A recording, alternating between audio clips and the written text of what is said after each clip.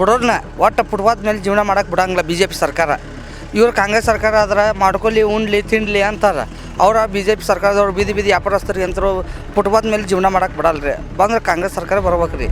ಅವ್ನ ಮಗನ ಕೊಟ್ಟಾರೆ. ಈಗ ಎಲ್ಲ ಸಾಕಷ್ಟು ಕೆಲಸ ಮಾಡ್ಯಾರ ಅವರು ನಮ್ಗೆ ನೋಡ್ರಿ ಸಮುದಾಯವನ್ನು ಕಟ್ಸ್ಕೊಟ್ಟಾರ, ಎಲ್ಲ ಕಟ್ಸ್ಕೊಟ್ಟಾರ. ನಮ್ಮ ಗುಡಿದ ಹಕ್ಕುಪತ್ರ ಕೊಟ್ಟಾರ, ಎಲ್ಲ ಕೊಟ್ಟಾರೆ. ಕಾಂಗ್ರೆಸ್ಗೆ ಹಾಕ್ತೀವಿ ನಾವು, ಮತ್ತು ಬೇರೆ ಇದಕ್ಕೆ ಹಾಕೋದಿಲ್ಲ.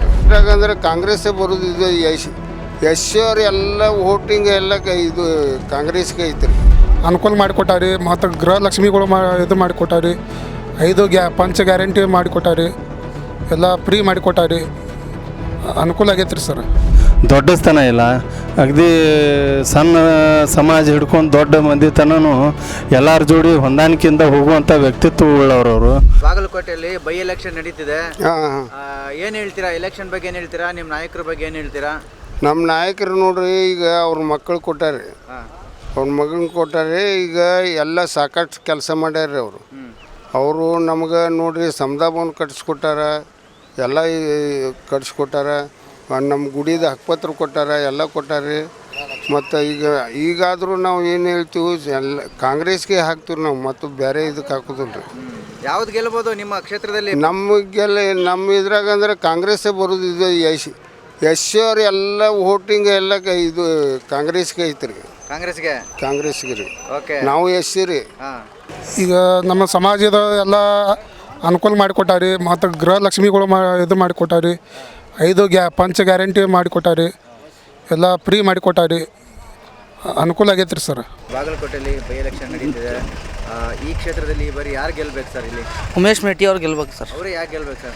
ಅವರೇ ಗೆಲ್ಬೇಕಂದ್ರೆ ಇಲ್ಲಿ ಎಲ್ಲ ಹೋದ ಸಲ ನೋಡಿವಿ MLA ಇದ್ದವ್ರು ಎಲ್ಲ ಬೀದಿ ವ್ಯಾಪಾರಸ್ಥರನ್ನ ಮತ್ತು ಬಡವ್ರನ್ನ ಒಟ್ಟು ಫುಟ್ಪಾತ್ ಮೇಲೆ ಜೀವನ ಮಾಡಕ್ಕೆ ಬಿಡಂಗಿಲ್ಲ BJP ಸರ್ಕಾರ. ಇವ್ರು ಕಾಂಗ್ರೆಸ್ ಸರ್ಕಾರ ಆದ್ರೆ ಮಾಡ್ಕೊಳ್ಳಿ ಉಣ್ಲಿ ತಿನ್ಲಿ ಅಂತಾರೆ. ಅವ್ರ BJP ಸರ್ಕಾರದವ್ರು ಬೀದಿ ವ್ಯಾಪಾರಸ್ಥರಿಗೆ ಅಂತರೂ ಫುಟ್ಪಾತ್ ಮೇಲೆ ಜೀವನ ಮಾಡಕ್ಕೆ ಬಿಡಲ್ರಿ. ಬಂದ್ರೆ ಕಾಂಗ್ರೆಸ್ ಸರ್ಕಾರ ಬರ್ಬೇಕು ರೀ.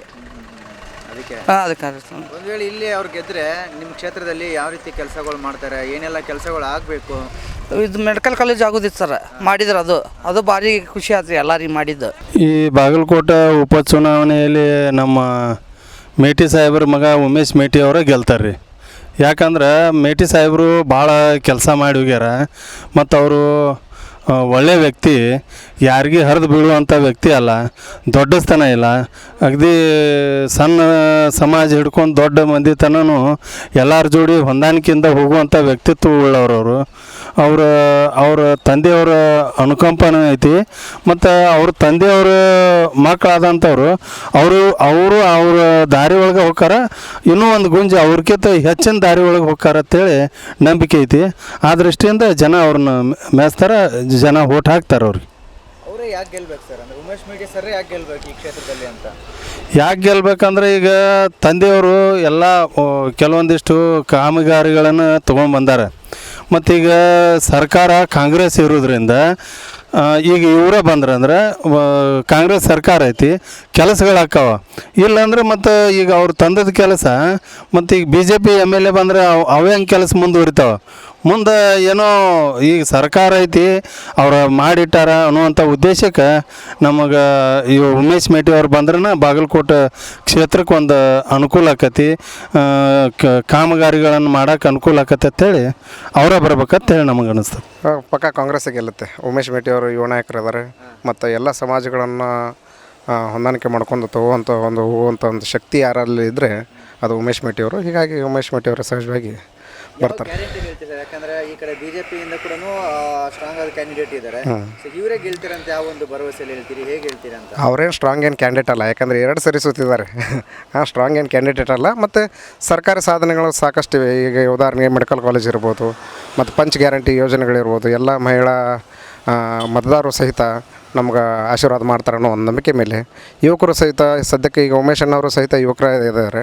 ಯುವಕರು ಎಲ್ಲ ಸೇರಿ ಎಲ್ಲ ಆರಿಸ್ತರುವಂಥ ಕೆಲಸ ನಡೀತಾ ಇದೆ. ಅವರು ಯಾಕೆ ಗೆಲ್ಲಬೇಕು? ಆಮೇಲೆ ಒಂದು ವೇಳೆ ಗೆದ್ದರೆ ಅವರಿಂದ ಏನೆಲ್ಲ ಅನುಕೂಲಗಳಾಗುತ್ತೆ ಈ ಕ್ಷೇತ್ರಕ್ಕೆ? ಅಭಿವೃದ್ಧಿ ಏನೆಲ್ಲ ಅಭಿವೃದ್ಧಿ ಆಗುತ್ತೆ ಅಂತ ಸರ್ಕಾರದ ಕೆಲಸಗಳ ಸಾಕಷ್ಟು ಸ್ಪೀಡ್ ಸ್ವಲ್ಪ ತೀವ್ರಗತಿಯಲ್ಲಿ ಸಾಗಬೇಕಾದ್ರೆ ಉಮೇಶ್ ಮೇಟಿಯವರೇ ಬರಬೇಕು. ಮತ್ತು ಇನ್ನೊಂದು ಅವರಿಗೆ ಸ್ಪಷ್ಟವಾಗಿ ತಲೆಯಲ್ಲಿದೆ, ಯುವಕರ ನಿರುದ್ಯೋಗ ಸಮಸ್ಯೆ ನಮ್ಮ ಕಡೆ ಜಾಸ್ತಿ ಇದೆ, ಮತ್ತು ಬಾಗಲಕೋಟೆ ಸಂತ್ರಸ್ತರ ಏನು ನೋವು ಅವರಿಗೆಲ್ಲ ಗೊತ್ತಿದೆ. ಹೀಗಾಗಿ ಅವರೇ ಉಮೇಶ್ ಮೇಟಿಯವರೇ ಬರಬೇಕು.